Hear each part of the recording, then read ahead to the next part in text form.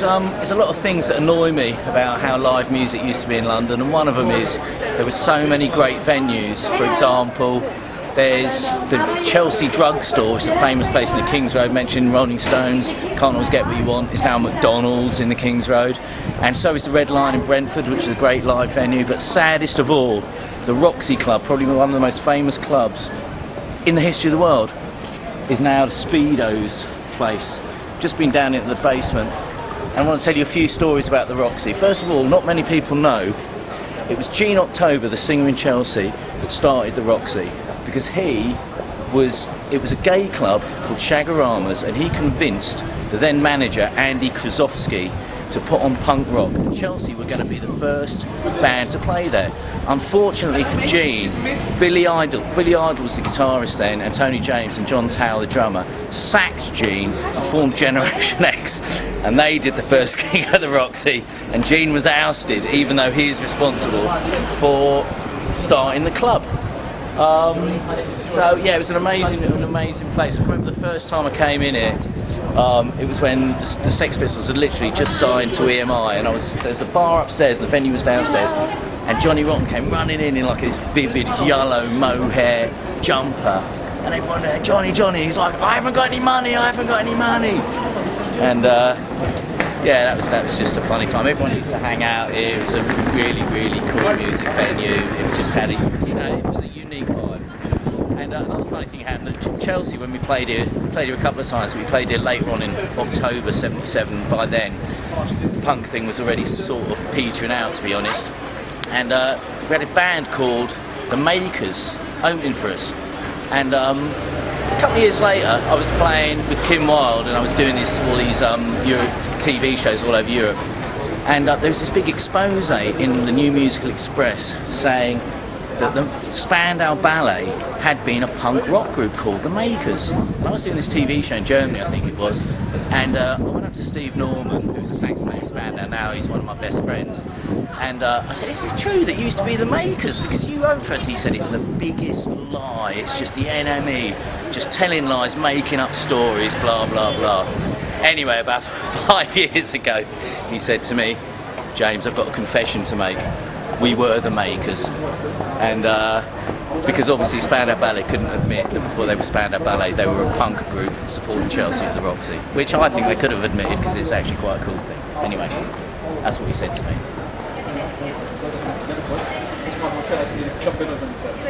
Let's go down into the basement. Yeah, so as you came in through the front door there used to be the reception, you used to pay it getting, you used to come down these stairs, down here. It was always really dark. And you come down, there'd be the DJ booth just up against this wall here. That's where Don Letts used to be DJing. Stage was at the front there. And what can I say? I mean, this is how the modern world has gone. Anyway, it makes me sad. I hung out here a lot. It was a really cool place. Now it's like you can buy your shorts here if you want. That'll do.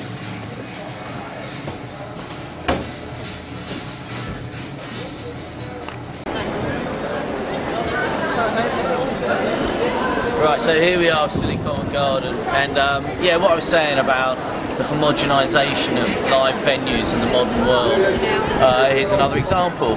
This Apple store here in Covent Garden used to be an amazing club called the Rock Garden, which like served hamburgers and stuff upstairs, and downstairs there's a dark, kind of dingy venue where I played actually quite a few times. In fact, the first time I played there was even before I was in Chelsea. I was still at school, so I was probably 16, 17, a band I was in a school called Metro, and we supported a band called Diversions, and Lena Lovitch, if you know, she went on to sort of greater things, Silent Stiff.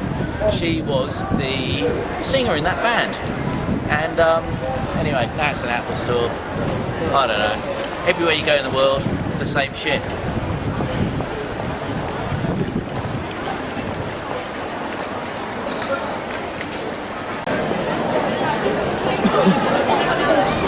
Yeah, so anyway, this is the Apple store, as I said, the Rock Garden. Used to go in through the front over there and kind of walk downstairs, and everyone played it later on, U2, the Smiths, everyone. And I played it with Chelsea, I think when I was in a band, me and Glenn Matlock were playing with a guy called Eddie Armani. We actually played it. I think my brother was driving me home and he went the wrong way down a one-way street and we had an accident. I had whiplash for about 6 weeks, but obviously he didn't sue people in those days. And you obviously get down to it through sort of here. And now that's the staff quarters for the Apple Store. So the actual space, I think it's the staff quarters for the people that work at Apple, but they wouldn't let us in, so that's the end of that.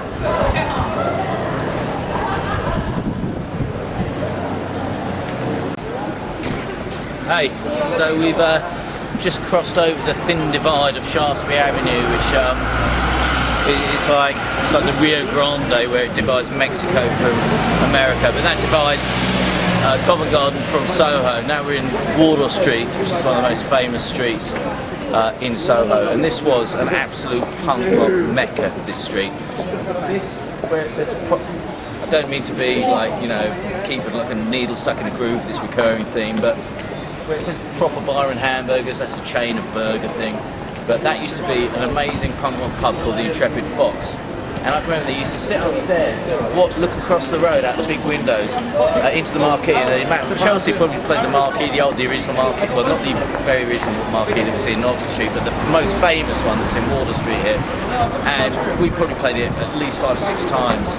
And I did it later on as well with the Hot Club, with Glenn Matlock, a band I was in for a very short time, with Clark Datchell was the singer who went on to Johnny Hayes Jazz and all that stuff. And I used to sit up in that window, you can't see it from here, but I used to sit on that upstairs and watch the people going into the gig while I was having a drink, so that I could kind of gauge how full or empty the gig was going to be. But anyway, that was the Intrepid Fox, and that was an awesome place. Yeah, so this actually makes me quite happy. So, like, in deference to the past and how historically significant this place was, they've actually got a sign up here for the old Intrepid Fox. There it is, you can see it. I mean, at the end of the day, you'd rather the Intrepid Fox was still there than a Byron proper hamburgers, wouldn't you?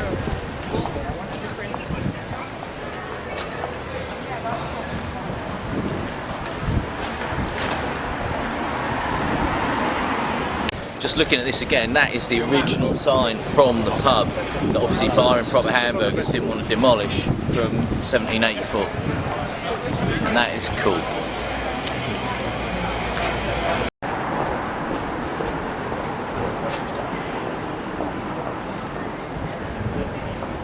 Now this is probably the most famous club in the history of London, England, maybe the world and the universe, but I don't really, this was the Marquee in Wardour Street, number 90. I don't know, you used to come through here somehow, and this was all part of it, which is now, I don't know what that is there.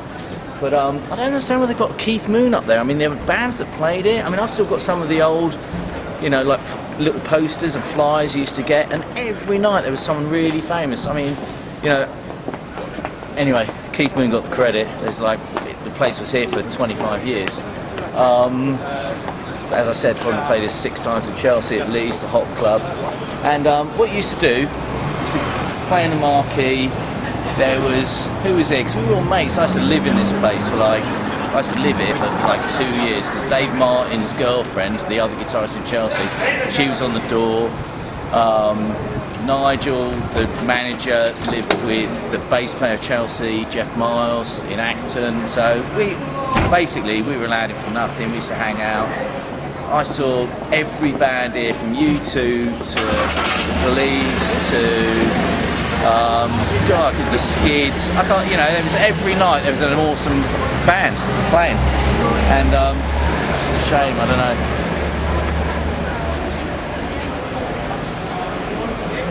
That plaque really should say 5,000 rock and roll celebrities played here, not just Keith Moon played here. It's actually ridiculous. Well done, Westminster Council, for getting it fucking wrong again. But then what you used to do, you used to do your sound checking at the Marquee, come out, walk down the road. The other side of the street, there's a little club called the San Moritz, which I believe is still there. And after hours, you used to go into the San Moritz, have a drink in there. Sometimes I was living in Chiswick at the time, I used to just walk home. It's like 6 miles. And we would always, before you went on stage, come and have a drink in the Ship, which is a very famous pub, still here, thank God. It's Fuller's pub, Fuller's beers, brewed in London, one of my favourite beers. And there it is, still there.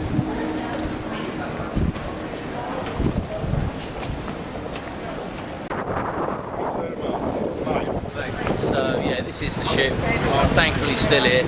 It's been there, well, when I was playing the Marquee all the time. It's the place you just come for a drink. It's yeah, it was a bit of an institution. It's come up, still looks the same inside, and some things don't change, and I'm grateful some things don't change. Let's have a look. Pretty much the same. You have like a bit of a grotty carpet back in the day. Yeah, there you go, it's a long bar, it's always down that side. Same sort of Soho renegades having a drink. Awesome.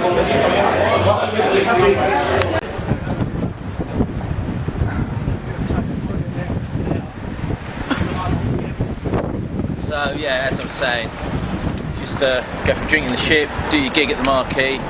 Afterwards come to the Summer. It's one of the few clubs in the sort of 70s and 80s that was open till 3 AM, and it was an awesome den of iniquity. Just everyone would be down there taking cocaine off the tables and drinking beer that was expensive, and but we had a good time. You can see the Marquee's just down there, the Ship's just there, you can see the Fuller's sign.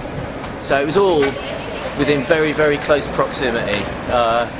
And yeah, like I said, I'd just get absolutely hammered and then walk home, watch Chiswick, and or stay at a mate's, or with some nice girl that I found.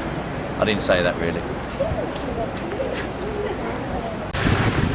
So now, yeah, we've just walked up from Samarit's, the Ship, Marquee. We're at the northern end of Wardour Street, so like the junction with Oxford Street is right there.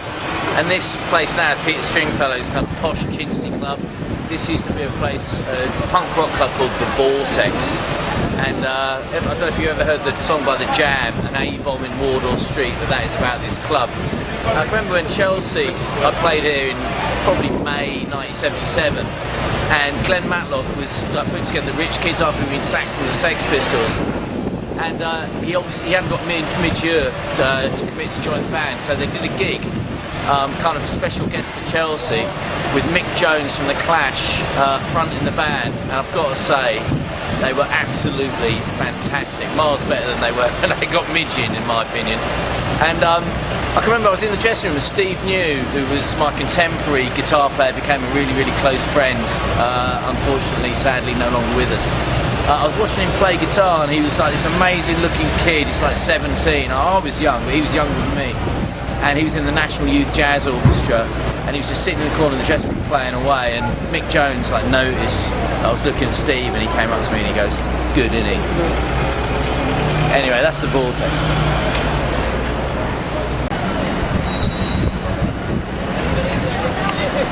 So finally, the 100 Club, number 100 Oxford Street.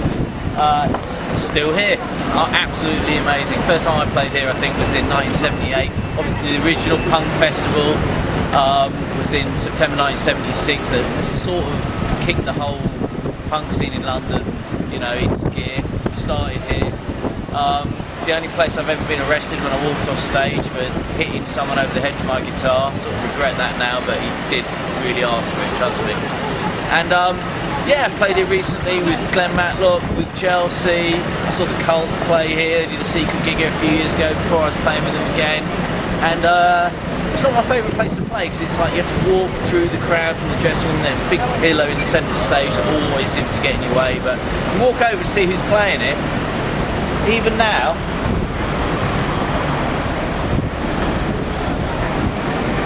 you know, Theatre of Hate, UK Subs, Lamberettas. That's awesome. So I'm glad we got a bit of history there, and that's the end of my little tour. Hope you've enjoyed it. Thank you.